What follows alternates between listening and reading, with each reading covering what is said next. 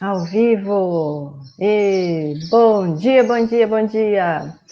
Sejam todos muito bem-vindos mais uma vez ao nosso Evangelho online das 9 horas. Esse Evangelho que foi iniciado por Eurípides Barçanufo, lá quando ele estava encarnado em Sacramento, e muitos corações se dispuseram a dar continuidade. Nós temos os irmãos de Sacramento, e agora do Brasil todo e fora do Brasil. E hoje é uma alegria muito grande para o meu coração receber esse amigo querido, que nós tivemos a oportunidade desse reencontro durante esse período de pandemia. Olha como a pandemia está sendo boa para todos nós.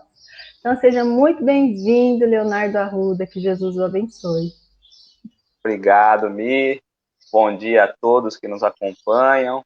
Agradeço imensamente a oportunidade de mais uma vez estar aqui, né? Realmente a pandemia foi um ano desafiador, mas cheio de presentes, né? E acho que os reencontros foram essenciais, né? Acho que foi um momento ali de equilíbrio mesmo. Então agradeço imensamente pelo convite, pela amizade que vem se formando. Aproveitar e mandar um beijo aí, um abraço para o Fabinho também, a filhota aí, viu? Obrigada, querido, obrigada. O Fabinho está acompanhando a gente. Eu agradeço muito a Jesus, porque nós temos tido uma oportunidade tão valiosa nessa pandemia de redescoberta, né?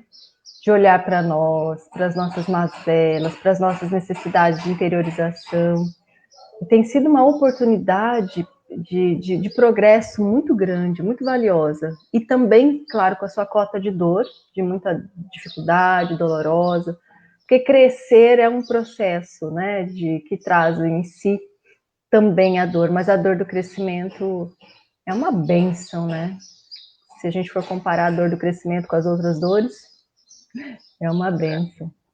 O pessoal fala muito para mim essa questão da dor, sabe, do sofrimento, e às vezes é justamente ele que a gente corre tanto, a gente tem tanto medo desse sofrimento, né? Mas é justamente ele que vai nos criando a base, nos fortalecendo, né? E nos preparando para os caminhos vindouros, né? Então, É sabamos verdade. aproveitar, né? Saibamos. Tenhamos lucidez e sabedoria, que Jesus nos inspire, né? Bom, meu amigo, vamos à nossa prece para que a gente possa começar. Então vamos orar.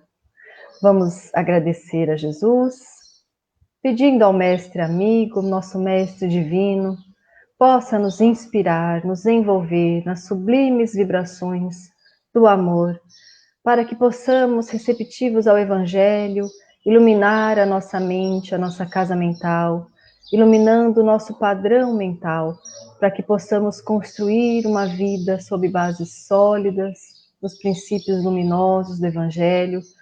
Mestre amigo, pedimos que a vossa luz, o vosso amparo, esteja conosco no dia de hoje, nos envolva todos os lares, ligados nesse momento, na luz do vosso Evangelho, e que esta prece possa chegar a todos os corações aflitos, aos irmãos que necessitam de paz, de aconchego, de auxílio, e pedimos por todos nós, Senhor, sejamos sempre iluminados por vossa presença amorosa. Obrigada, Jesus, por mais uma oportunidade nesse dia tão lindo. Obrigada pela vida na Terra e pelo período tão importante que passamos. Rogamos, fortaleça-nos para que a nossa fé cresça em nós e produza os frutos do amor.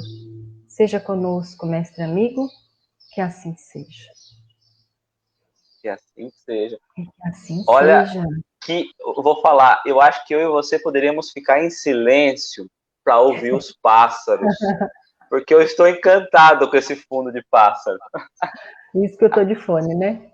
É demais. Aqui em casa é demais. É muito. Eles moram aqui na minha casa, na frente Você do mora na fundo. casa deles, viu? Verdade, porque eu vim pra cá, eles já estavam aqui, né? Aí quando eu cheguei, eu falei: ah, desculpa, viu? Uma intrusa vai chegar e vai bagunçar a rotina de vocês. Mas a gente tá tudo bem nessa relação. É maravilhoso, né? Maravilhoso, maravilhoso. É um monte de pardalzinho. Muito bom. Bom dia, Fábio Aguilar Conceição. Seja bem-vindo. Fabinho. Ô, Léo, então, meu amigo, a palavra é sua. Você começa com a leitura para nós, Léo? Eu não estou com ela inteira aqui. Mas, eu acho que só vale até aquilo que nós comentamos, né? Essa passagem, ela trabalha em 3 evangelhos, né? Nós temos falado, né, de Mateus, Marcos e Lucas. E como que a gente consegue tirar significados mais profundos dentro de um e de outro? Qual o olhar? Porque às vezes a gente fala assim, Mateus tem esse olhar, Marcos esse, Lucas esse.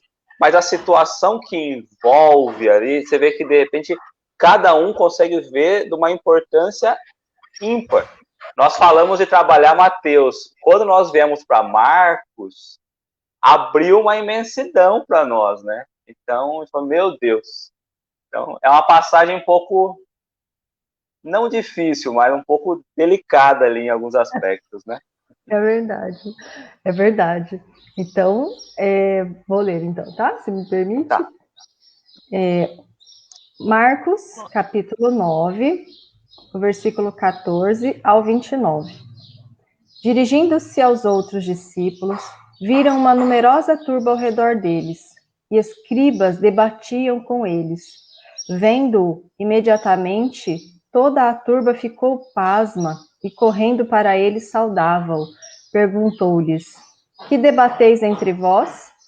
Alguém da turba lhe respondeu: Mestre, eu trouxe a ti o meu filho, que tem um espírito mudo. E onde quer que o subjugue, convulsiona-o. Ele espuma, rilha os dentes e definha-se. Disse aos seus discípulos para que o expulsassem, mas não foram capazes. Em resposta, diz a eles: Ó geração incrédula, até quando estarei convosco? Até quando vos suportarei? Trazei-o para mim. E o trouxeram para ele. Ao vê-lo, o espírito imediatamente o atormentou, caindo sobre a terra, rolava, espumando.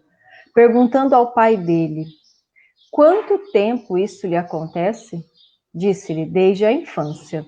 Muitas vezes o lançou, tanto no fogo quanto na água, para o destruir. Mas, se podes algo, socorre-nos, compadece-te de nós. Disse-lhe Jesus: Se o podes, todas as coisas são possíveis ao que crê. Imediatamente, gritando, o pai da criancinha dizia: Eu creio, socorre minha falta de fé. E Jesus, vendo que a turba se aglomerava, repreendeu o espírito impuro, dizendo-lhe: Espírito mudo e surdo, eu te ordeno, sai dele e não mais entreis nele. Gritando e contorcendo-se muito, saiu, e a criança se tornou como morto, a ponto de muitos dizerem que morreu. Mas Jesus, agarrando sua mão, o ergueu, e ele se levantou. Quando entrou em casa, seus discípulos o interrogavam em particular: Por que nós não pudemos expulsá-lo? Disse-lhes: Este gênero de espírito de nenhum modo pode sair, senão com oração. Linda passagem. E a gente vê ali no começo dela, né? Quando a gente vai vendo, eu falei dos outros evangelhos, porque às vezes nós vamos trazer alguma peculiaridade que não vai estar aqui em Marcos. Então a gente vê Jesus, ele vem de algum lugar. Da onde Jesus estava vindo? Ele vem do Monte Tabor, justamente onde ele teve a transfiguração. Então ele vem confirmar o ministério que Deus havia concedido a ele. Ele vem, quer dizer, nessa passagem, ele vem afirmar que o que ele vai fazer, ou o que ele fez, é justamente porque ele vinha como filho de Deus realmente, né? Já tinha recebido o ministério de Deus. Então ele vem à multidão, então Jesus se aproxima, não somos nós nos aproximando, é Jesus se aproximando da multidão, porque às vezes a gente se afasta de certa forma e não conseguimos encontrar Jesus. Então Jesus vem como sendo a luz do mundo que nós conhecemos, ele se apresenta, né? Se aproxima ali da multidão e dos discípulos, todos iguais, né? Todos iguais. E nessa aproximação, ele aproxima e aqui ele pergunta, né? O que vocês estão debatendo aí? É o mestre ensinando, né? Claro que ele sabia o que estava acontecendo. Aí ele pergunta, ele questiona, que debateis entre vós? O que vocês estão discutindo? Qual é o problema, né? E nesse questionamento, o que vocês trazem em seus corações? Por que tanta aflição? Por que tudo isso? Né? Então, muitas vezes, nós estamos num processo de muita aflição, num processo de desacomodação interior das nossas energias enfermas, dos sentimentos que precisam ser transformados e que debatem, né, com a nossa razão, com o nosso pensamento, e nesse movimento todo de emoção, com sentimento, com raciocínio, com a inteligência e a razão, Jesus, vendo todo esse movimento em nós, né, esse alvoroço interior, ele nos questiona que tanto debate assim dentro de si, né? O que está acontecendo aí dentro? Para que ele possa nos mostrar o que fazer, como que a gente faz, como fazer. Né? Então, tudo que o Mestre nos mostra no Evangelho, nós precisamos ter esse olhar cuidadoso para dentro de nós, né? O que fazer, né? E ele pergunta, que debateis entre vós? Aí a turba responde, a multidão responde. Então, dessa vez, ele não estava no meio da multidão, né? A multidão já estava ali, organizada, se debatendo, e com certeza essa multidão se abre para receber o Cristo, né? Porque já sabendo o que ele fazia, das curas e de tudo, e fico pensando, né, em Pedro, a lição para Pedro, para quem estava com ele, né, no Monte Tabor, que saiu de uma lição ligada a essa questão da mediunidade e continua o aprendizado com relação à mediunidade, né? Depois de tudo que vê o Cristo transfigurado, é de cegar qualquer um, né? Com dois dos grandes heróis da fé, né? Os profetas. Deve ter sido assim maravilhoso de se ver, eles deviam estar com o coração repletos de amor, enternecidos, né, do fogo do amor, e a lição continua, né, e a lição continua, para que nós pudéssemos compreender que a mediunidade é natural, que nós somos seres que somos dotados dessa sensibilidade mediúnica, todos em determinado grau, né, Kardec nos diz que todos podemos ser considerados como médiums, não somente aqueles que têm a mediunidade ostensiva, mas todos temos, em certo grau, ainda que em rudimentos, essa mediunidade. E que nós precisamos aprender o que é, né? Tirar todo o misticismo disso, porque é algo natural do ser humano. Não endeusar médium, compreender a nossa sensibilidade, o grau de sensibilidade, compreender que nós estamos numa fase, aquela fase, né? Que eis que derramarei do meu espírito sobre toda a carne, nós estamos vivendo isso. Então, crianças, velhos, jovens, todos, precisamos aprender a bem utilizar essa faculdade, que é um recurso divino para nós. Nós ouvimos antigamente, às vezes até alguém deve ouvir isso ainda, você tem essa mediunidade, então se prepara, porque você vai sofrer, porque mediunidade é um sofrimento. Então a pessoa, meu Deus, né? Eu não quero isso não, tira isso de mim. Mas a mediunidade é essa faculdade que nós pedimos quando nós vamos reencarnar. Ela pode ser também uma prova, ela pode ser uma expiação, mas em regra nós pedimos para que nós pudéssemos estar mais sintonizados com a esfera espiritual e não nos desviar da rota, porque nós temos uma facilidade de desviar da nossa rota traçada, do nosso planejamento encarnatório, que vai nos levar a conquistas espirituais que nós necessitamos, né? Então a mediunidade é a bênção divina. Nós precisamos cuidar, né, das antenas, cuidar da nossa mente, da nossa casa mental, do nosso padrão mental. E como fazer isso? Aproximando os nossos atos mentais do Evangelho do Cristo. Aí nós teremos saúde psíquica, mental e, consequentemente, uma mediunidade que se expressará de forma mais harmoniosa e saudável, se aproximando dos seres espirituais, dos espíritos amorosos, amigos, e que nos impulsionarão nessa reencarnação. Porque quando baixamos o padrão mental, aí nós temos a influência dos espíritos que também tem esse padrão mental adoecido, né? De forma natural. Então não é a mediunidade que é um problema. A dificuldade está na nossa sintonia, né? No que nós gostamos, no nosso desejo central, nas nossas intenções, na falta de cuidado conosco, com a nossa espiritualização, né? Eu já falei demais, né? Imagina, falou pouco. Mas nós, trazendo para cá, na passagem, olhando para esse lado da mediunidade, nós como espíritos, desenvolvimento, então o pai e o filho, ele vem representar nessa passagem justamente a humanidade terrestre. Quando nós olhamos hoje para nós, para a humanidade, é justamente essa passagem, né? Um pedindo auxílio pelo outro, entanto que o nome dessa passagem, em certo evangelho, é o jovem lunático, né? Tem outro nome, mas somos nós, lunáticos com a realidade, né? Você vai falar não, né?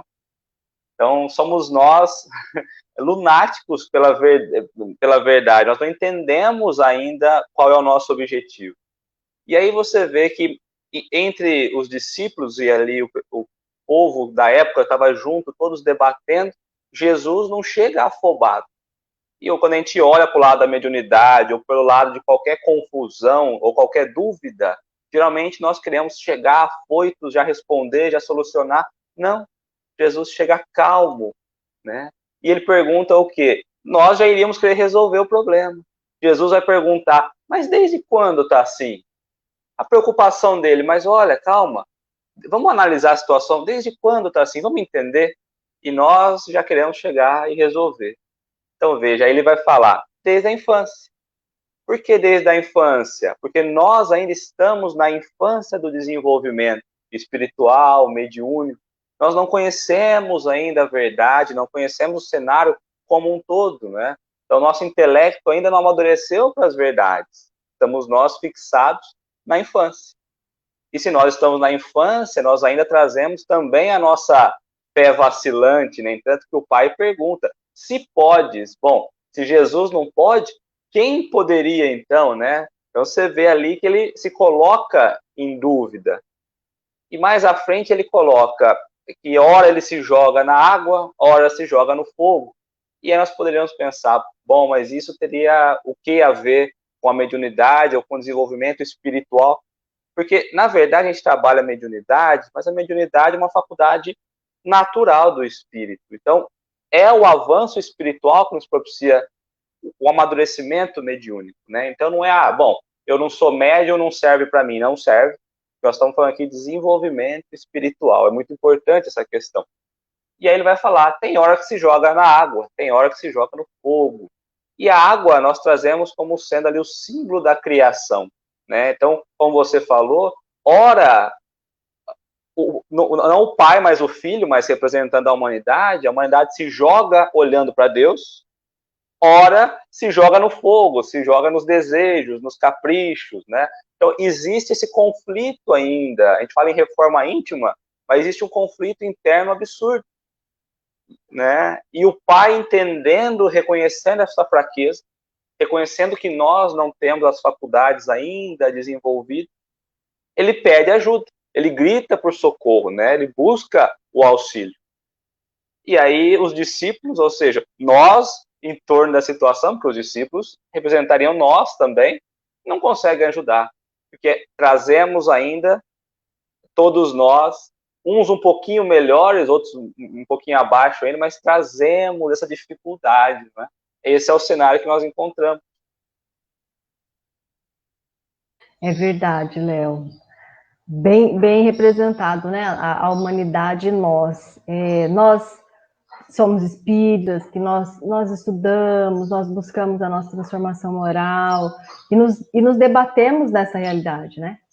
Que muitas vezes nós nos jogamos na água, mas muitas vezes nos jogamos no fogo e vem o conflito, né? O bem que eu quero, esse eu não faço, mas o mal que eu não quero, esse eu faço, né? Parafraseando Paulo. Porque faz parte desse processo em que nos encontramos, para que nós possamos desenvolver as asas, né, de sabedoria, de amor, as virtudes necessárias, os sentimentos nobres, Nós precisamos do exercício como quem precisa desenvolver os músculos, precisa ir para uma academia. Nós estamos na academia da vida, né? No mar da vida.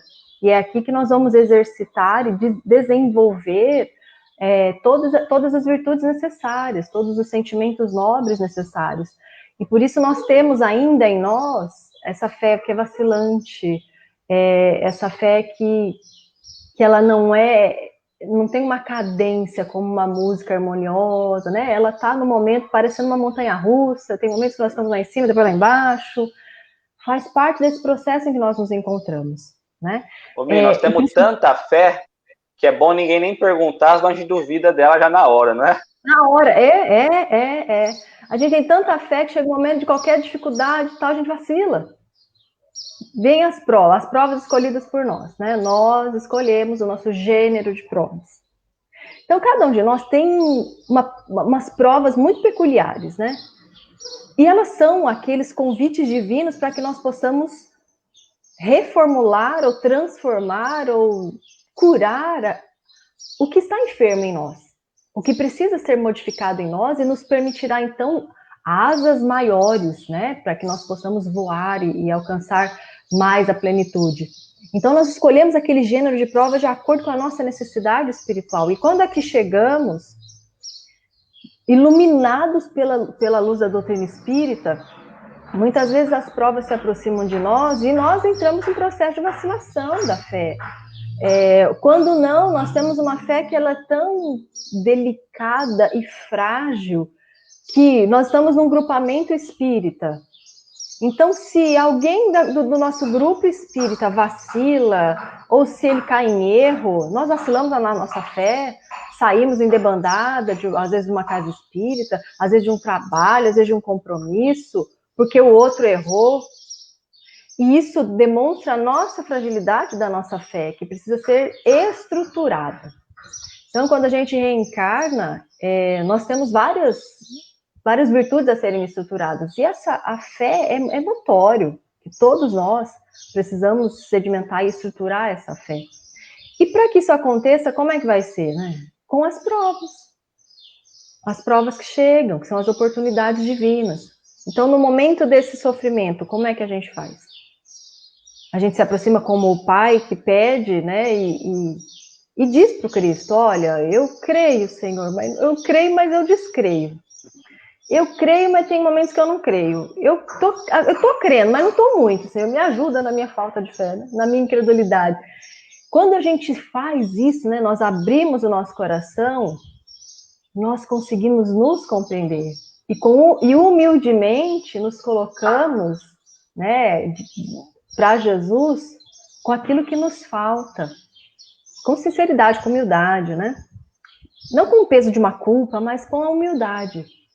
Porque se nós entramos num processo de culpa, e isso é muito fácil de acontecer conosco, espíritas, nós acabamos colocando barreiras no nosso processo de construções espirituais, de conquistas espirituais.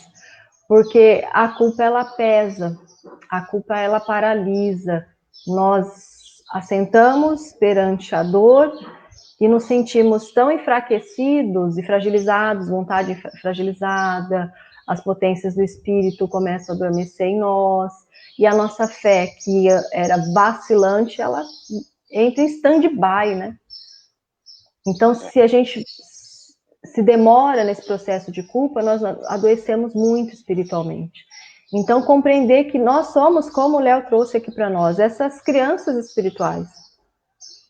Às vezes a gente exige de nós uma maturidade que nós vamos ter daqui, falta um planeta, né? Uma evolução, um progresso aí do mundo de regeneração, aí no outro. Então vamos ter a paciência, mas a constância. A paciência de construir e a constância de não parar. Né? A continuidade, o processo tem que ser continuado, todos os dias um pouco. Assim a gente estrutura essas virtudes, né? A dúvida, né, que você colocou aí, nós brincamos tudo, ela é o pior veneno, né, para a própria criatura em si, para o desenvolvimento. Porque a gente projeta uma coisa, programa uma coisa, mas a gente duvida. Então, na dúvida nossa mesmo, a gente não caminha, não é? E aí você falou do próprio, às vezes, do trabalho espírita, que a gente sai de uma casa espírita porque não teve o resultado, porque alguém errou, né, alguma coisa.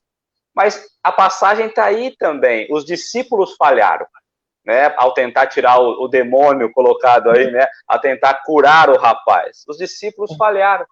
E aí o pai questiona Jesus, será, se puder, né, como eu coloquei, se pode, ou seja, se você puder, ajuda, né, porque eu ainda sou incrédulo, ele coloca lá embaixo, eu sou incrédulo. Mas ele se reconhece incrédulo, mas pede aos discípulos, pediu para Jesus, ele não entendeu a diferença, e nós também não, porque nós nos apoiamos na questão dos seres que estão conosco na encarnação, quando deveríamos nós apoiar em Jesus com a certeza. Lógico que em Deus, mas Jesus como nosso modelo maior ali, né?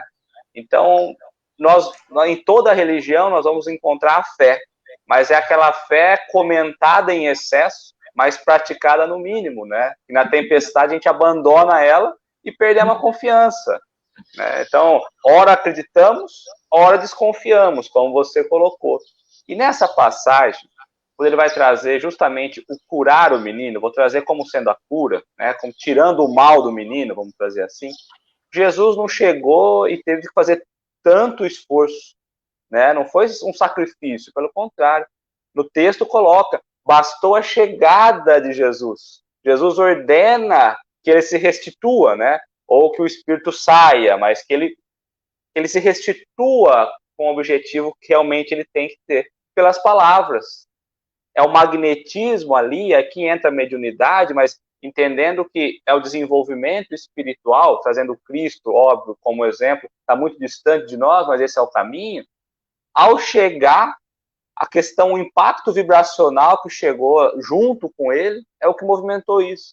No começo você diz, Jesus chegando e aquela multidão se abrindo. Mas eu estava imaginando até a questão energética do Cristo, né? Ele entrando e a própria energia dele fazendo a multidão abrir. E ao mesmo tempo ele trazendo magneticamente todos para a lição, não é? Então, como é importante. E aí na sequência coloca que o Espírito saiu, né? O menino se agitou um pouco, caiu no chão e todo mundo achava que ele havia morrido. Então nós, de novo, imaginando, ele morreu, o Cristo matou, curou, mas morreu, né? Então a gente pensa assim, bom, então para eu passar pelo processo da cura, eu tenho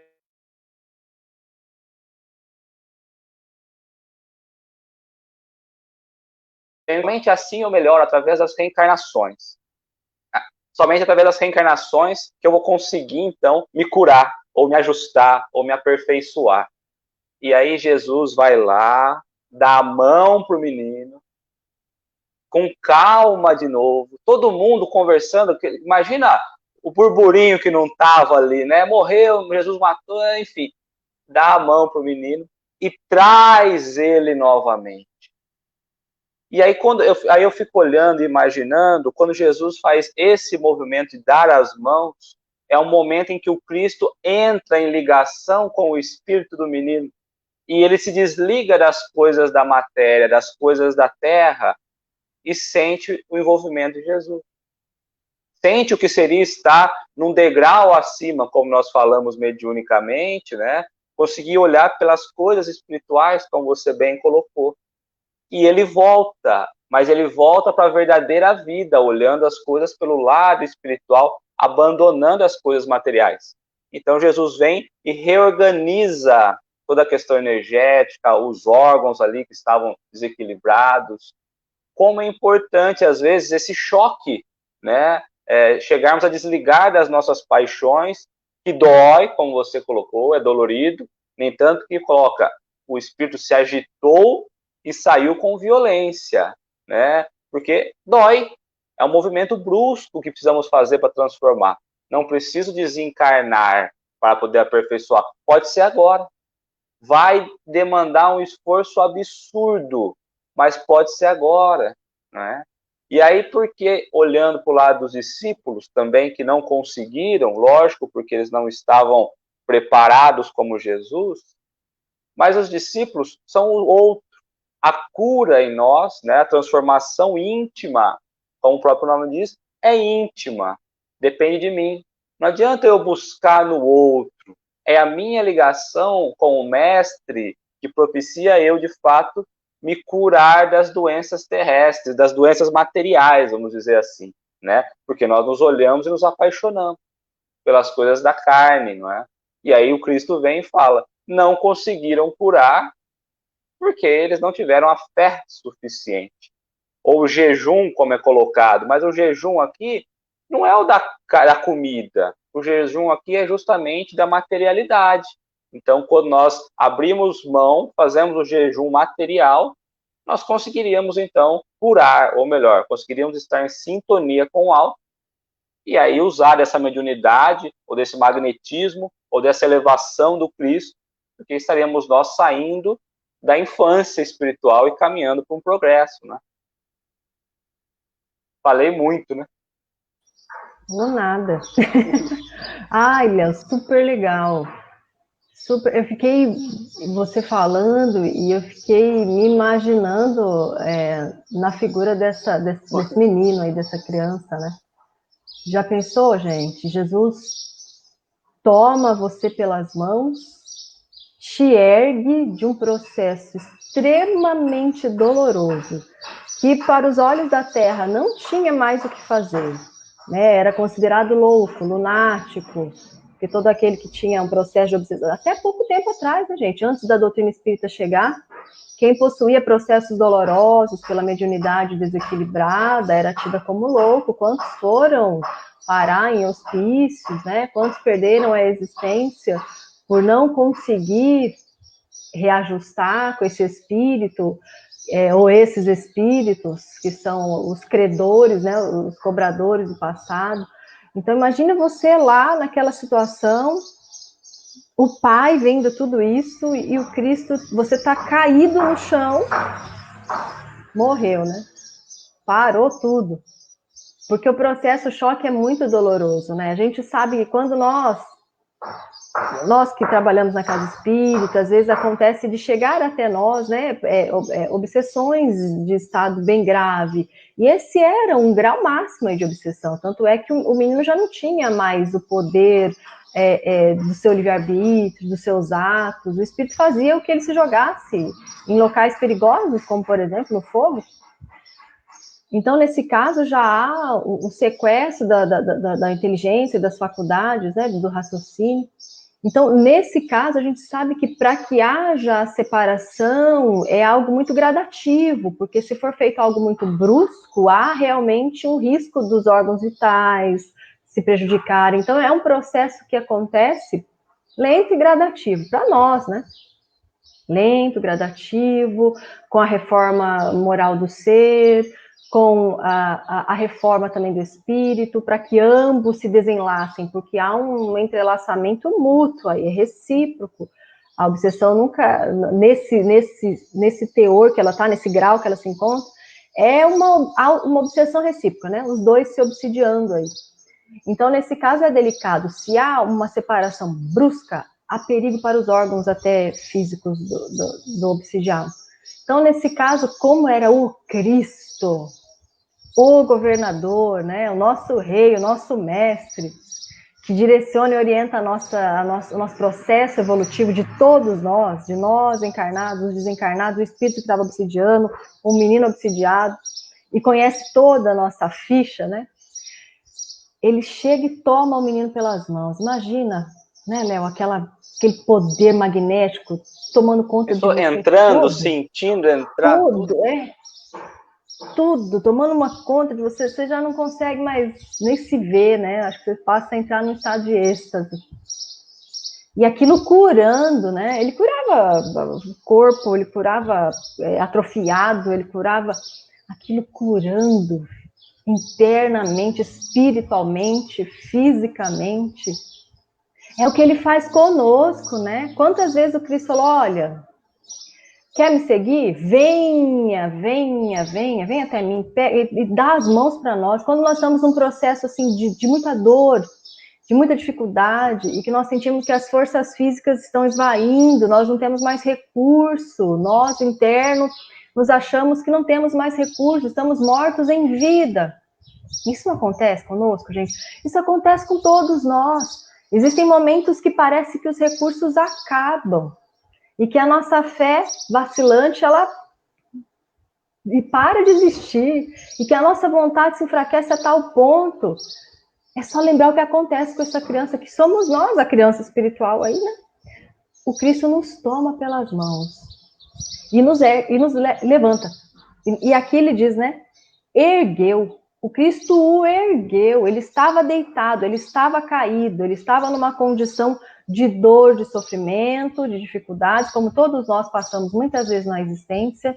E nesse momento o Cristo vem, nos toma pelas mãos, nos preenche das energias que nós necessitamos, renova a nossa força, a nossa esperança, a nossa fé, a nossa confiança e nos levanta para que nós possamos caminhar com os nossos passos. Então, nunca, jamais imaginar que nós estamos sozinhos na luta. Tem uma frase de Eurípides que eu gosto muito, muito, muito, que ele fala assim para nós. Invisibilidade não significa ausência. Então, nós somos rodeados por muitos espíritos amorosos, espíritos familiares, espíritos amigos, anjos, protetores, quem trabalha, né, os mentores espirituais, ou seja, muitos espíritos que nos amparam em nome do Cristo Jesus e que muitas vezes se colocam até na condição desse Pai, né, que nos leva até o Cristo para que o Cristo possa operar em nós infundir essas energias que nós necessitamos no momento. São as nuvens de testemunha, né, Mi? As nuvens de testemunha que nos impulsionam, né? Para o Cristo, nos levantam para o Cristo. É lindo, né, Léo? É lindo. E no final, ele vai trazer, aí, olhando para Mateus, que Mateus traz um final muito mais bonito, né? Que ele vai trazer justamente a fé movendo montanhas, né? A fé transporta montanhas.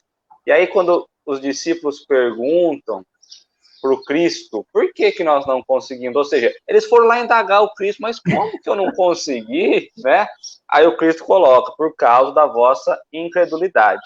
Pois em verdade vos digo, se tivesseis a fé do tamanho de um grão de mostarda, diríeis a esta montanha, transporta-te daí para ali, e ela se transportaria, e nada vos seria impossível. Nada.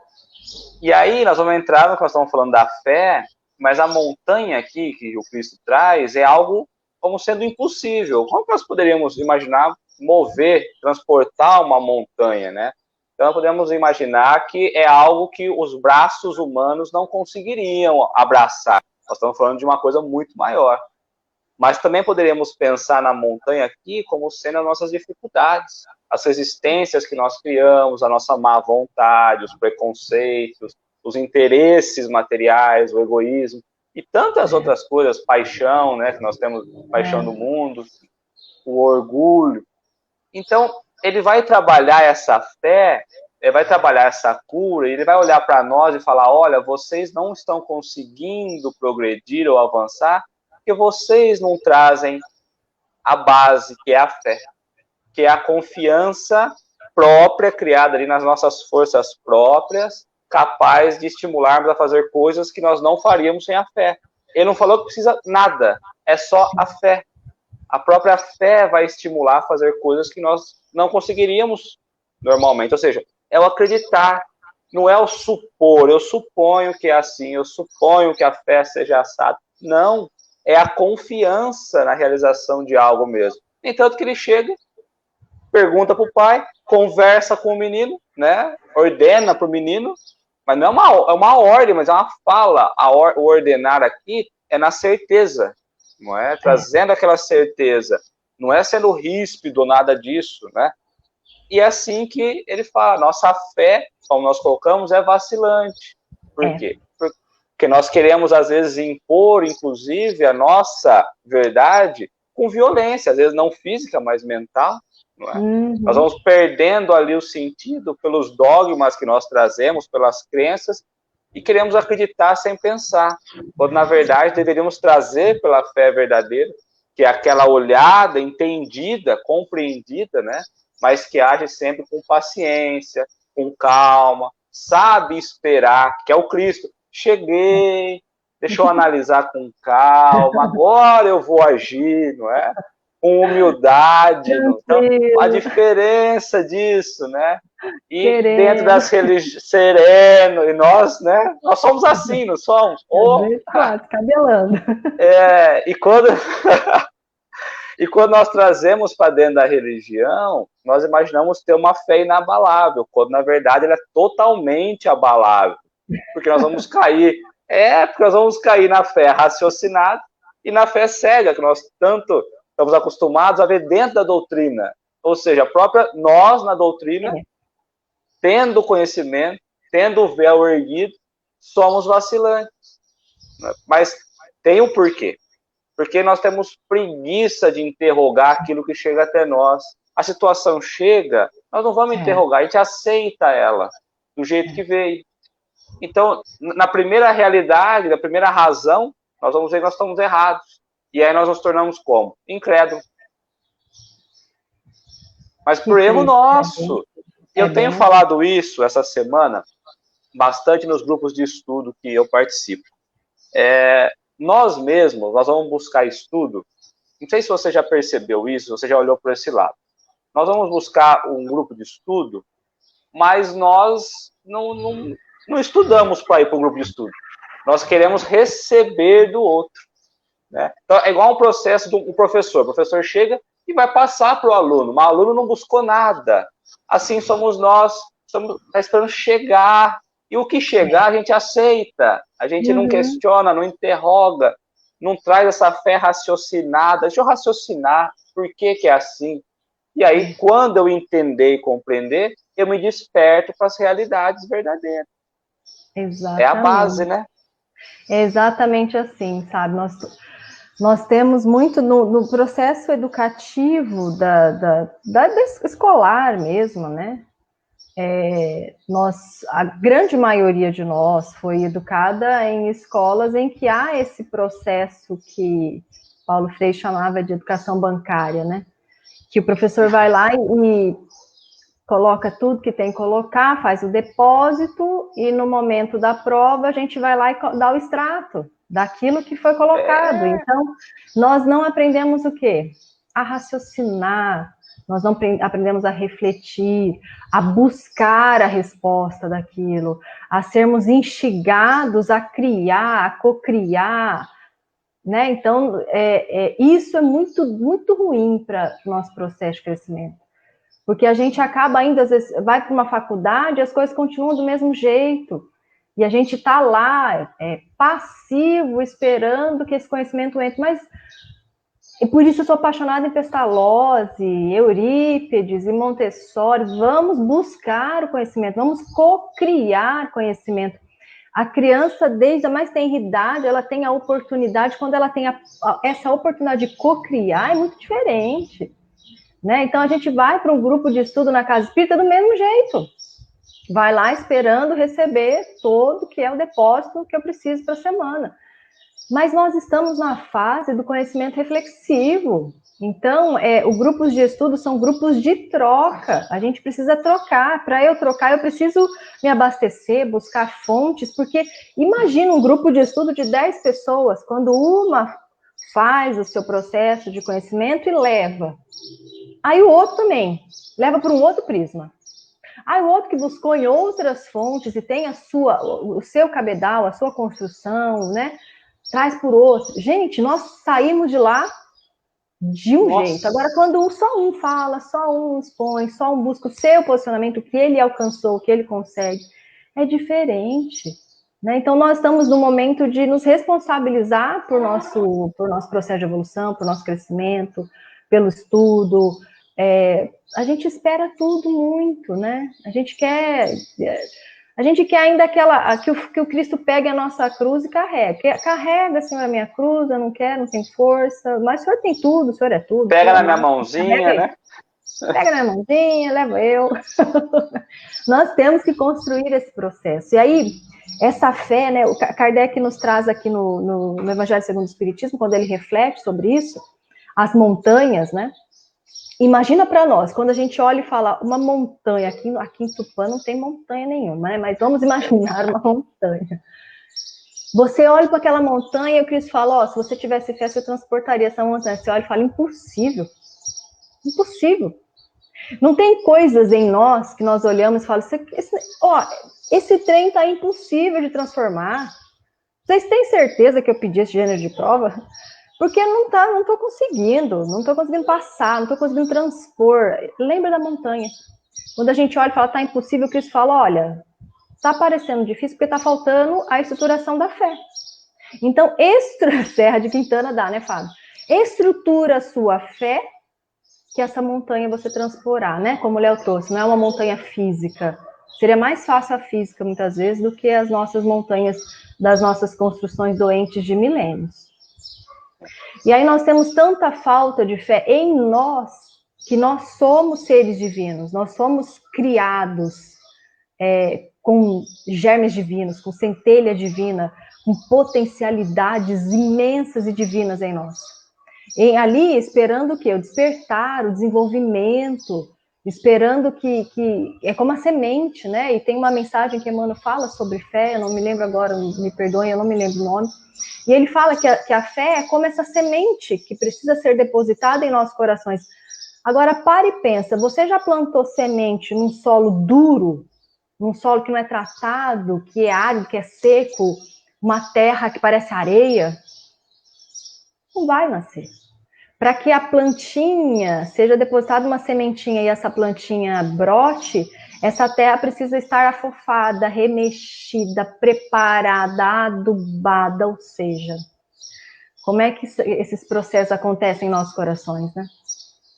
Eu preciso mexer, remexer, vem o suco, vem a agressão para que a dor, né? Para que aquele coração duro, ressecado, aparentemente infértil, possa se tornar uma terra boa, uma terra fértil. E essa terra preparada, qualquer sementinha que cair ali, e mais um pouquinho de recurso divino da água, que é todos os dias eu vou regar. Todos os dias eu preciso regar para que essa fé se estruture. Eu não vou plantar essa semente, virar as costas e sair. Porque não vai acontecer, né? Então eu planto a semente, o Cristo planta a semente em nossos corações e nós precisamos fazer o processo de regar todos os dias. Como tem sido os nossos processos de regar essas sementes, essas potências divinas? Então muitas vezes a gente espera do outro, de um médium, de um dirigente espírita, do monitor do estudo, eu espero de alguém, eu espero do outro, mas a semente está em mim. E aí, quando Kardec fala assim para nós, essa fé é a confiança nas nossas potências. Nós somos divinos, vós sois deuses. Brilha a vossa luz. Pode fazer o que eu faço e muito mais. Muito mais. Você fala, como assim muito mais? Né? Então a gente precisa trabalhar em nós essa fé, que ele fala assim, ó, a fé robusta confere a perseverança, a energia e os recursos necessários para a vitória sobre os obstáculos, tanto nas pequenas quanto nas grandes coisas. Então, a fé robusta é o que a gente precisa estruturar. Não é um remédio que eu tomo, é uma semente que eu planto, né? É a sementinha plantada e que eu tenho um campo aí para cuidar, todos os dias. E que depende do meu esforço, porque os recursos divinos virão. E você vê como nós, sem crítica, né, mas como nós, próprios espíritas, passam por uma questão muito batida. Eu tenho feito o estudo do céu e inferno, e eu tenho analisado muito a conduta de Kardec ao analisar, na própria codificação, como ele analisava o cenário. Né? Uhum. Então, sempre, eu vou trazer por mim, mas é algo que eu vejo em todos também. A gente fala assim, Kardec tinha a formação dele, era discípulo de Pestalozzi, e a gente repete isso, discípulo de Pestalozzi. Mas qual a vantagem de ser discípulo de Pestalozzi? Né? Porque se a gente não olhar para isso, não, porque a gente fala assim, é discípulo de Pestalozzi. Tá, mas o que Kardec trouxe dele para a doutrina? Qual foi o olhar que ele fez, o movimento que ele fez para fazer a doutrina com base em Pestalozzi? Porque foi o que ele fez. é o experimentar, é o buscar e não ficar parado a teoria e eu vou pela teoria e aceito. Não, eu vou experimentar, eu vou a campo, porque a fé, como é colocada, ela tem que ser ativa. Não uma fé que eu falo, eu tenho fé e fico parado e vou só ler, vou ler, vou ler. Não, né? Então a gente passa primeiro passo. Kardec, discípulo de Pestalozzi. O que isso significa? Significa que ele foi ativo. A fé dele foi construída. E como você colocou, a fé ela não consegue ser receitada, não é um remédio. Ela não consegue ela não consegue prescrever a fé. Cada um adquire a sua fé através das experiências, através do tempo. Então não é lendo um livro, né? É importantíssimo ler para despertar, mas é através do tempo, das experiências, das relações. A lei de sociedade não vai nos trazer muito isso, não é? E a dúvida é, e por que nós evitamos, então, essa construção?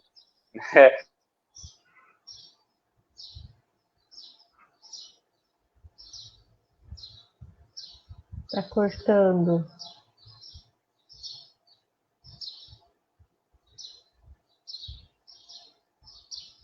Vocês conseguem me ouvir?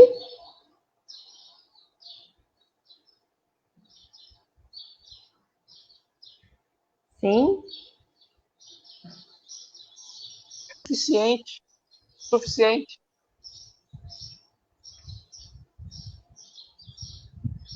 Voltei.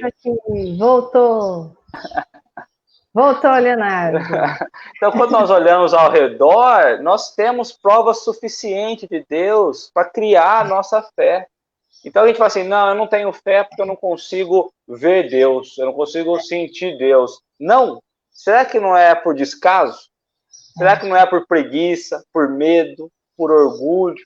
E quando a gente faz esse movimento, como Kardec nos coloca, né? Ele vai colocar a frase tão conhecida de Kardec: fé inabalável só é aquela que pode encarar de frente a razão em todas as épocas da humanidade. Quando ele traz isso, é porque eu preciso entender um processo independente da época da humanidade, independente da situação, a razão me traz a base para isso. Então, quando Kardec coloca isso, nós espíritas, que é uma doutrina que não tem dogmas, nos desperta para essa realidade. Então, o que impede o movimento de transformação? E muito mais do que isso, quando ele colocou o demônio, ou colocou o espírito endurecido que estava no rapaz, né, o atormentado, quem é o demônio? Quem perturba o jovem? Somos nós ou é algo externo? Não, somos nós mesmos. Então, nós impedimos o nosso próprio progresso, porque nós não criamos a nossa fé frente à razão. Exatamente. Vai dar o tempo lá nosso, hein? Ah, sempre, né, Leonardo? A gente precisa marcar outra, e sempre. E a gente vai embora. Ah, mas é tão bom. E olha, essa fé que você trouxe, né? Construída em Kardec, nesse espírito aí que tem essa construção tão sólida, né? Junto ao Cristo, meu apóstolo vos evangeliza, nos diz o Cristo, né? O meu apóstolo evangeliza vocês, prestai atenção.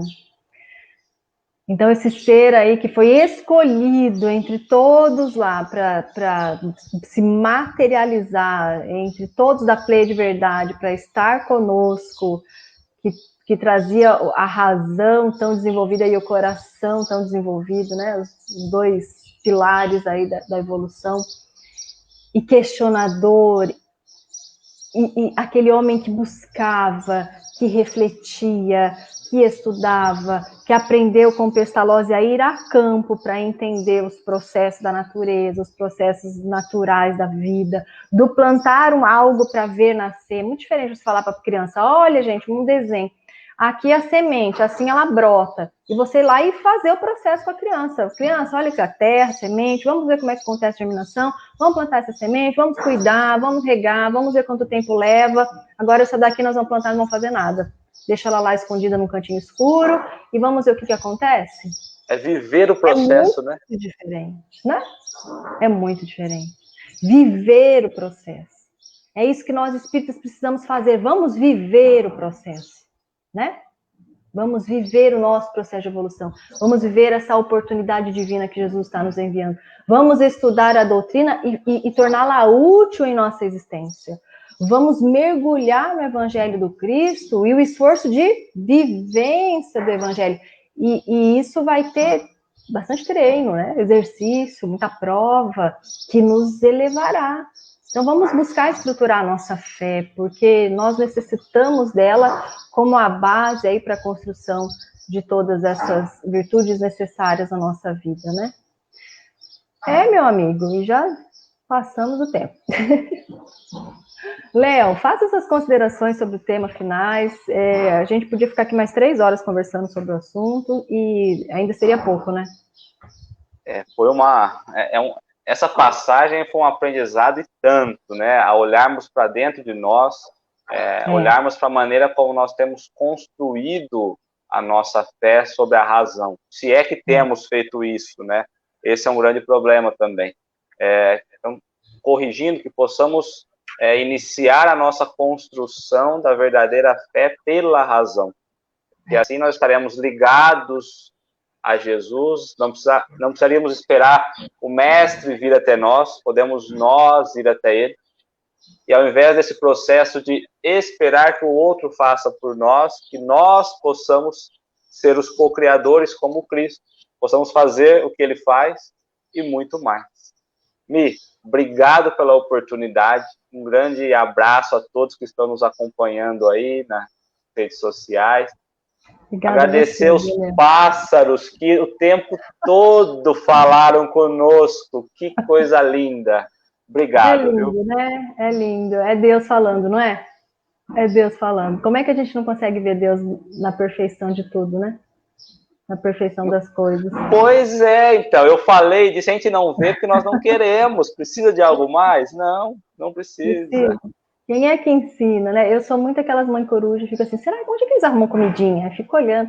Aí eles arrumam tudo, passa qualquer coisinha voando, nhaque, passa qualquer coisinha no nhaque. É uma aranha, é outra coisinha, e você vai vendo, olha aí como que Deus age nas criaturas, né? É lindo. Muito bom. Mesmo. Obrigada, meu irmão. Olha, convite para você retornar sempre que possível. Eu sei da sua correria, da sua vida que é preenchida de trabalho, a tua família linda, suas filhas lindas. Obrigada, viu, querido? Obrigada mesmo pelo teu esforço de estar conosco. Eu sei do teu esforço para estar aqui. Então, eu rogo que Jesus possa te abençoar. Abençoar imensamente. Obrigada por tudo. Que Jesus abençoe seu lar, que vocês tenham um Natal com Jesus de muita luz, de muitas bênçãos, viu? Muita Obrigada. Luz a todos nós. Pelo bate-papo de hoje, foi muito bom. Você volta, né, Léo? Com certeza, o dia que chamar. Então, tá feito o convite para o mês que vem. Então, fechou. Obrigada, meu querido. Você faz a prece para nós de encerramento, por favor? Faço, com certeza. Obrigada. Possamos nós levar nossos pensamentos ao Mestre Jesus, agradecendo a oportunidade dessa manhã, a oportunidade das reflexões que nós trouxemos, desse bate-papo maravilhoso, possamos conseguir olhar um pouco mais para dentro de nós, para o nosso íntimo, e buscar essa transformação, buscar essa reforma, possamos verdadeiramente construir a nossa fé, e muito mais do que isso, fazermos o movimento de buscar ao Cristo, a fim de iluminar os nossos corações. E assim seja. E assim seja, amigo. Obrigada, viu? Obrigada mesmo. Obrigada a todos os amigos que aqui estiveram conosco hoje. Semana que vem nós estaremos aqui com o Felipe Mascarenhas, lá do Sul, Felipe, que traz o seu sotaque todo especial. Um coração muito amigo também, né? Que bom. Muitos encontros. Obrigada a todos e que Jesus possa nos abençoar. Obrigada, amigo. Beijão a todos. Fiquem com Deus.